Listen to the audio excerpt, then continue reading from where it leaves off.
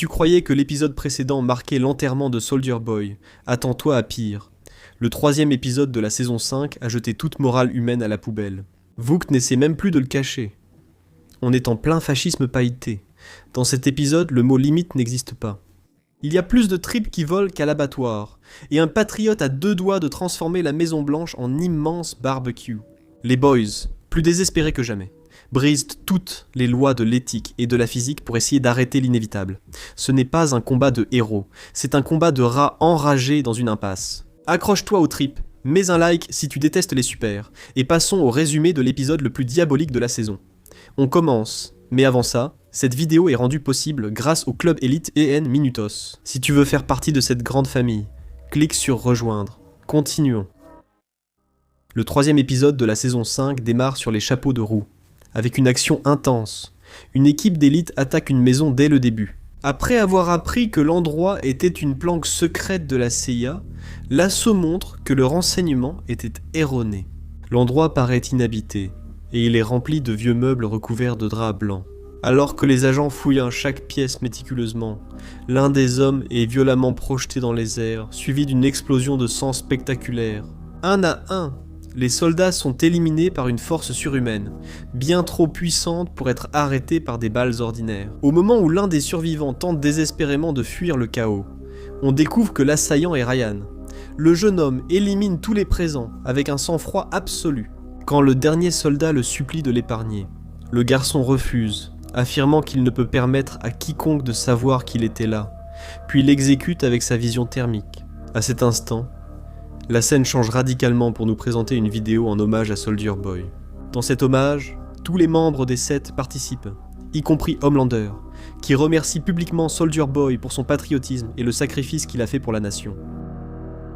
Cette vidéo étant montrée lors d'une conférence de presse bondée, révélant que le père de Homelander est vivant et reçoit une médaille pour ses actes dans la salle principale de Bolt. Au milieu des rafales de photos et des félicitations protocolaires, Homelander revit à nouveau un intense flashback de ce qu'il a vécu à l'église. Après ce bref instant d'introspection, il décide d'entreprendre une action extrêmement risquée et révèle à tous les journalistes que Soldier Boy, le héros qu'ils se sont réunis pour honorer, est en réalité son père. Il ajoute qu'il est profondément fier de pouvoir enfin dire cette vérité à voix haute. Depuis le fond de la salle, Sage secoue la tête avec désapprobation, comme s'il considérait que révéler ce secret au public était une très mauvaise idée. Cependant, il est déjà trop tard pour revenir en arrière.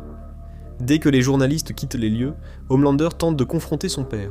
Il cherche à lui expliquer, et à questionner la raison pour laquelle il l'a envoyé en mission avec un risque de mort aussi élevé, sans l'avoir prévenu au sujet du virus. Face à la réclamation, Homelander affirme que cette menace n'était qu'une rumeur pour lui.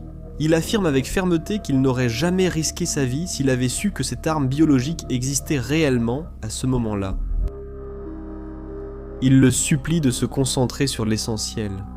Le monde les reconnaît désormais comme la dynastie des héros, et il n'envisage que du positif pour eux. Pendant ce temps, l'équipe se demande avec une totale perplexité comment il est possible que Soldier Boy soit encore en vie. Une question à laquelle Sanir n'a pas de réponse immédiate. La seule explication logique à ce phénomène est qu'il possède du V1 dans son sang. Ceci fut la première version du sérum à avoir été créée, étant 10 fois plus puissant que la formule actuelle. Ce qui implique que dans le sang de Soldier Boy réside le secret pour résister au virus développé par Sanir.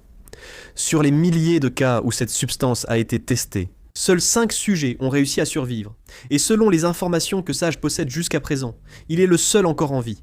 Cela explique aussi sa jeunesse éternelle. Cette version du sérum est extrêmement rare et puissante. Après toute l'explication scientifique, le groupe ne peut pour l'instant que confirmer que Soldier Boy est techniquement immortel face au virus. Cependant, Homelander ne partage pas cette immunité, car il a reçu la version générique que tous les autres ont reçue, ce qui le rend vulnérable face à la menace biologique qui plane. Si Homelander parvenait à obtenir un peu de V1, ses cellules l'accepteraient immédiatement, le rendant aussi immunisé que son père. De plus, cela arrêterait son processus de vieillissement, une préoccupation qui le trouble depuis un certain temps. La mauvaise nouvelle pour lui, c'est qu'officiellement, Vought a détruit tous les stocks restants. Cependant, Sanir affirme que la société ne supprime jamais tout complètement. Il garde toujours quelques doses pour la recherche privée. C'est pourquoi une course désespérée pour mettre la main sur ses réserves commence maintenant. L'équipe doit à tout prix empêcher Homelander d'y accéder, sinon la guerre sera définitivement perdue. D'un autre côté, Boucher propose une stratégie différente. Infecter Homelander dès aujourd'hui, tant qu'il est encore vulnérable et qu'ils peuvent le tuer. Il affirme qu'il vaut mieux agir maintenant que chercher quelque chose qui n'existe sans doute plus. De retour à la tour, Homelander essaie de demander l'aide de son père pour localiser le Vhéon. Mais Soldier Boy lui assure froidement qu'ils ne sont pas amis. Il lui reproche de l'avoir condamné à mort et le prévient qu'il attendra, que ce soit la vieillesse ou un assassinat qui l'emporte. Une fois cela fait, Soldier Boy veut diriger les Sept et régner sur tout ce que son fils a bâti.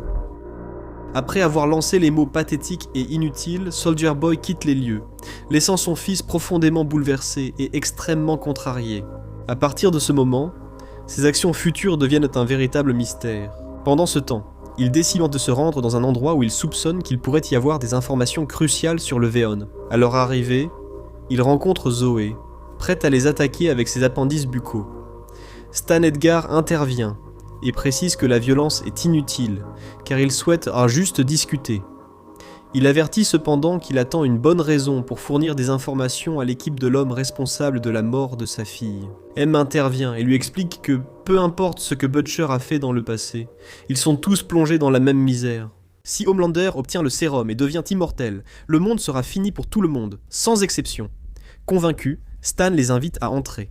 Il entre le code dans l'ascenseur et les conduit dans une zone restreinte qui a servi de maison et de base secrète. Là, il rencontre Maverick, le fils de Translucide, qui n'est autre que le descendant du type que Hughie a fait exploser en morceaux après lui avoir placé une bombe. Heureusement, Maverick ne sait pas que Hughie est celui qui a détruit son père. En fait, Stan lui a menti en lui assurant que Homelander est le véritable coupable. Grâce à ce mensonge, le garçon est maintenant de son côté. Ou du moins, jusqu'à ce qu'il découvre la vérité. Stan leur montre alors les dossiers volés par The Boat. Selon ces documents, 5000 personnes sont mortes la première année d'expérience, et seulement 5 cas réussis ont été enregistrés. D'autres tests ont suivi. Mais aucune information claire n'existe sur des doses restées viables dans le temps. Pendant ce temps, Hughie tente de s'excuser auprès de Zoé, mais elle reste furieuse. Elle lui fait clairement savoir qu'elle se moque que Stan les aide. Elle veut tuer Butcher un jour pour ses actes, et rien ne pourra l'en empêcher, même Hughie. Après l'avoir envoyé balader, la scène montre Homelander en pleine crise de panique, se rappelant tous ceux qui l'ont traité de pathétique ou d'inutile. Au bord des larmes, brisé, Madeline apparaît dans sa chambre, tel un ange pour le réconforter dans son moment le plus sombre. Homelander pleure inconsolablement en lui avouant qu'il est complètement seul, mais elle lui assure qu'il est nécessaire d'être seul pour pouvoir s'élever aux côtés des dieux. Elle lui explique que son destin a déjà été prophétisé, et que bientôt il atteindra l'immortalité pour guider ce monde vers un nouveau départ. D'après lui, sa mission est d'éliminer les impies, et de tuer ceux qui refusent dans sa nouvelle divinité. Son véritable destin n'est pas d'être un simple patriote, mais de gouverner le monde entier depuis les cieux en tant qu'être divin. Pour établir un ordre de fidèles, elle insiste sur le fait qu'elle doit se débarrasser des non-croyants. Après avoir terminé son discours, Madeline ouvre sa robe et lui permet de téter son sein pour le réconforter. Pendant ce temps, à l'extérieur de la base de Stan, Zoé retrouve Ryan. Il semble bien s'entendre, et il lui a promis de l'aider à venger la mort de sa mère, même s'il exprime des doutes quant à savoir si tuer Butcher est vraiment une bonne idée. En entendant que Ryan n'est pas prêt à commettre le meurtre, elle s'éloigne profondément contrariée, en le laissant en plan. Quelques secondes plus tard, Butcher lui-même apparaît soudainement derrière le jeune homme, et Ryan parvient à le repérer immédiatement du regard. La conversation reste amicale pour l'instant. Cependant, Ryan est surpris de constater que Butcher possède désormais une résistance inhabituelle, étant capable de supporter bien plus qu'une simple bousculade.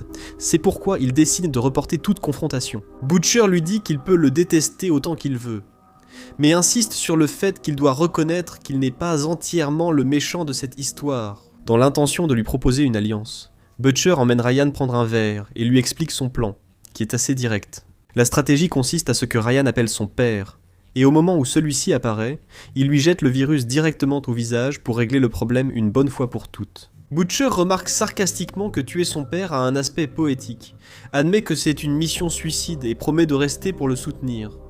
Pendant ce temps, dans les installations de Bot, Homelander a retrouvé confiance en lui et contacte Soldier Boy pour lui offrir une dernière chance de rejoindre sa cause. Il l'avertit qu'une fois venu le moment de son ascension divine, il ne fera plus preuve d'autant d'indulgence envers qui que ce soit.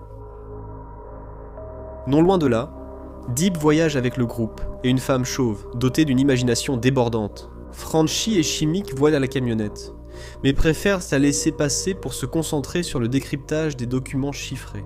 Elle lui avoue qu'après tant de massacres accumulés, son seul désir est que tout cela se termine afin de pouvoir fonder un foyer et avoir une famille. Bien que Frenchie n'ait pas eu ses projets en tête à l'origine, il lui assure qu'il est prêt à faire tout ce qui est nécessaire pour elle. De retour avec Butcher, celui-ci cherche quelques bières et profite du fait que Ryan soit distrait pour placer un traceur GPS dans sa veste. Peu après, Butcher révèle à Ryan que son propre père était un alcoolique qui le frappait tous les jours. Il lui avoue l'avoir tué il y a une semaine et regrette seulement de ne pas l'avoir fait plus tôt, estimant que c'était un individu méprisable qui méritait cette fin. Ryan, ému et inquiet, lui demande s'il existe une possibilité qu'il finisse par devenir quelqu'un comme Homelander, car il a l'impression de détruire tout ce qu'il touche, et que les personnes qu'il aime finissent toujours blessées. Après quelques secondes de silence, Ryan prend une décision définitive. Il le fera. Il tuera son père en utilisant le virus. Dans le bunker de Stan, l'équipe découvre l'existence d'une installation secrète appelée Fort Harmony, l'endroit où les tests originaux avec le Veon ont été réalisés et où une dose pourrait encore être conservée. Même si l'emplacement exact est classifié, ils pensent pouvoir le trouver avec un peu plus de temps, mais c'est justement ce qui leur fait défaut. L'alarme commence à retentir quelques secondes plus tard et, à travers les caméras de sécurité, Stan observe Deep et Black Noir à l'entrée principale. Il a une confiance totale dans la solidité de la porte, mais il n'avait pas prévu qu'il viendrait avec quelqu'un capable de plier le métal par la pensée. De son côté, Zoé s'infiltre dans la camionnette de Frenchie et parvient à atteindre le laboratoire de Sanier. Elle voulait d'abord localiser et tuer Butcher, mais finit par découvrir quelque chose de plus choquant, son propre père.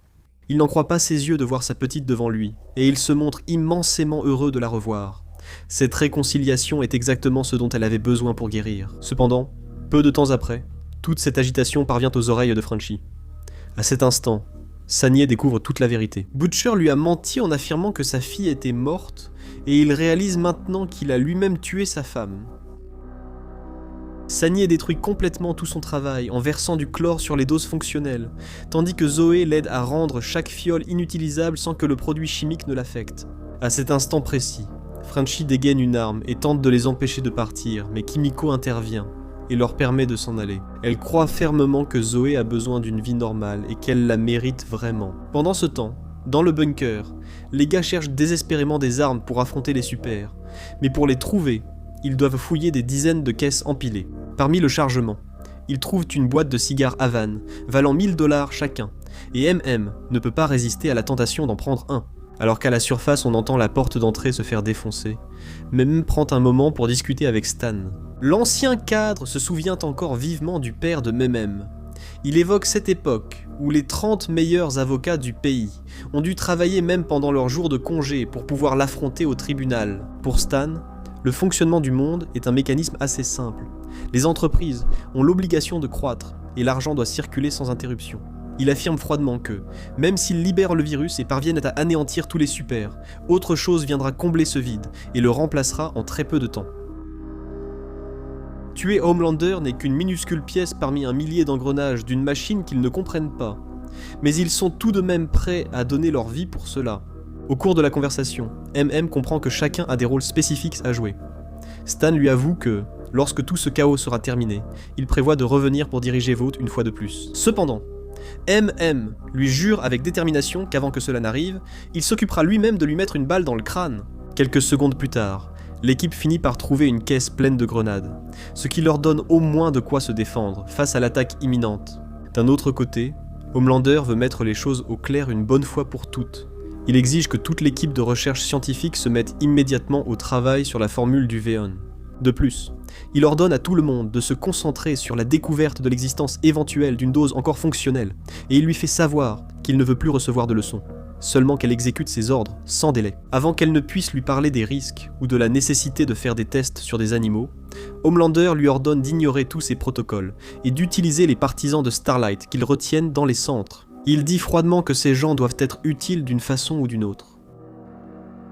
Alors que Homelander quitte le plateau, il croise Firecracker et l'ignore complètement, même si elle a modifié son propre corps pour pouvoir lui fournir du lait maternel. Cependant, le nouveau Homelander ne compte plus dépendre de qui que ce soit. C'est une leçon sur la nature des dieux que Madeline lui a inculquée. Firecracker, se sentant méprisé, invite Soldier Boy dans son émission. Comme prévu, Ils finissent par flirter en discutant de leurs armes. Ce même après-midi, elle l'invite dans sa chambre et ils ont des relations sexuelles.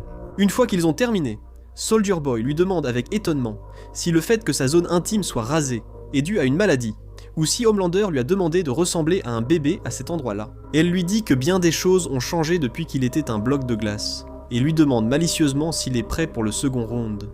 De retour au laboratoire, Butcher présente Ryan à Terror, son seul compagnon fidèle dans cette guerre, quand Frenchie arrive pour lui annoncer la mauvaise nouvelle. En apprenant que Kimiko a laissé Sanir s'échapper, Butcher tente de se jeter sur elle, mais Frenchie l'en empêche, menaçant de mourir le premier si nécessaire. Par respect pour leur amitié, Butcher recule, mais il sait désormais que son plan avec Ryan a échoué.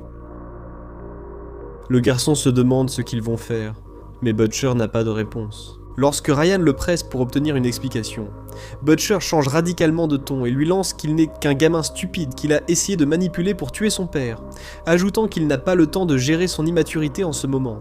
Agacé et blessé, Ryan s'en va après l'avoir traité de menteur et de salaud. Quelques secondes plus tard, le groupe se réunit dans le bunker pour demander à Maverick de sortir de sa cachette et de lancer une grenade sur les supers. Ils pensent qu'une fois ceux-ci assommés par l'impact, ils pourront s'échapper. Hui supplie le jeune homme d'être très prudent, et Starlight remarque immédiatement qu'il se sent coupable de la mort de son père et responsable du bien-être du garçon.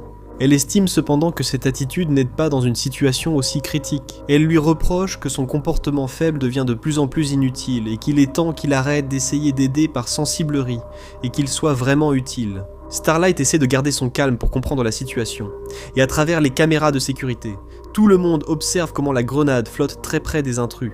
Quelques secondes plus tard, Maverick parvient à se placer juste derrière Deep, mais malheureusement il est capturé avant d'agir. Maverick leur ordonne de le relâcher tout en les accusant d'être des menteurs qui ont tué son père. À cet instant précis, Deep lui révèle la vérité. Homelander n'a pas tué son père, c'est le lâche Hughie, le type qui fait partie de l'équipe de Butcher.